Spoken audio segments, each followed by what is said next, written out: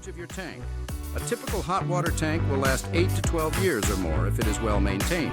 When you notice a problem with an old water heater, it's recommended to replace it before something serious happens. Making strange noises.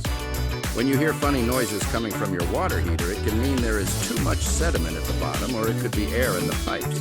If it's not too old, it might be repairable, but once it goes beyond 10 years, we recommend replacement. Fluctuating temperatures. If the temperature is not as consistent as it used to be, that's a sign the heating elements are wearing out. This can be repaired if the unit is less than 10 years old.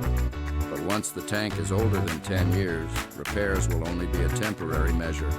Different water pressure for hot and cold. This issue indicates sediment buildup in the tank. If you can't remember the last time the tank was flushed out and it's beyond the 10-year mark, it's time to look at replacing it. Discolored or rusty water. Stained water is a sign that the anode is failing.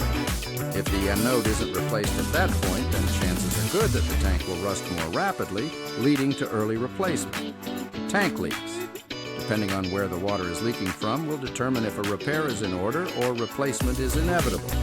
Water on the floor from the overflow valve is common because that's how it works.